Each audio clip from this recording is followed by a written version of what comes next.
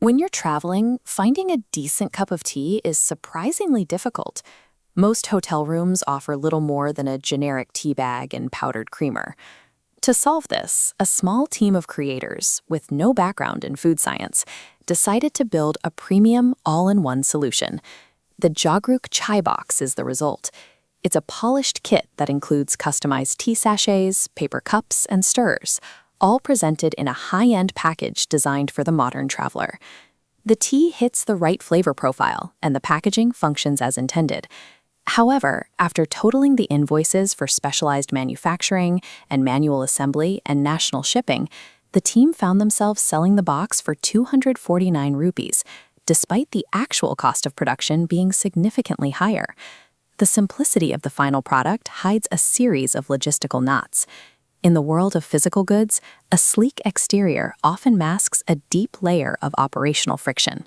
To understand why a successful product can still be a financial failure, we have to unpack this box and examine the specific mishaps built into its components. First is the tea sachet. The challenge here was translating a subjective preference, like wanting a sharper ginger kick, into a precise chemical formula that could be reproduced by a machine thousands of times. Even with the recipe finalized, the team encountered an unexpected reaction during testing. It turns out that the most common way people make tea, using rolling boiling water, actually compromises the ingredients. This diagram shows the molecular breakdown. When water reaches 100 degrees Celsius, the milk solids in the premix separate and clump together, ruining the texture. The formula only stays smooth if the water is kept below 80 degrees. Since travelers rarely carry thermometers, the team had to include custom instruction cards in every box. These cards serve as a physical safeguard, instructing the user to let their water cool slightly to prevent the tea from clumping.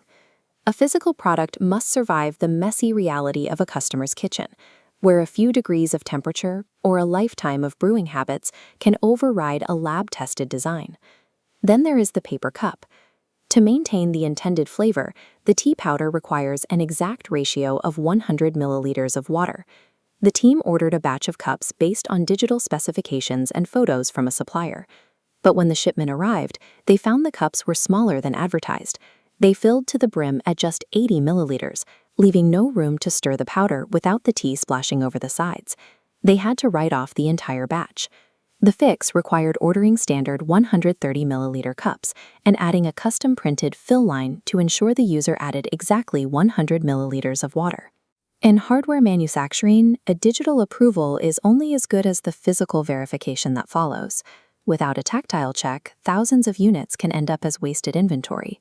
The outer box and the sachet laminate presented a different problem. In an attempt to lower the unit price, the founders sourced components from multiple, disconnected vendors across the country. This created a fragmented supply chain. Boxes were manufactured in South India, sachets laminated in North Delhi, and final assembly at a third location. With no single entity managing the process, any delay became a deadlock.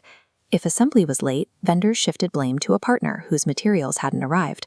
To save money, delicate laminate rolls were shipped cross-country. By the time they reached the factory, 30 to 40% of the material was destroyed in transit, erasing the initial cost savings. Prioritizing the lowest unit price too early often introduces hidden costs. Dealing with fragmented vendors leads to shipping damage and a lack of accountability that stalls production for weeks. When we look at the final ledger, the true cost of the box becomes clear. Before a single sale was made, the team had to pay for custom molds, cutting dies, and the regulatory fees for food safety licenses. This chart shows unit economics. The green 249 rupee sale price is dwarfed by fixed costs, manual labor, and wasted materials. The biggest variable was shipping. Adding 3 extra sachets pushed the weight past the 500-gram threshold, triggering a courier penalty that doubled shipping costs. Raising the price to cover these losses isn't a simple fix. In a vast commodity market like tea, consumers have a strict mental ceiling for what a cup should cost. Even with premium packaging, the product must remain competitive with every other brand on the shelf. The goal of this first production run wasn't profit. The loss represents a tuition fee for a practical education in logistics. It provides the founders with the operational data required to eventually reach a scale where the math actually works.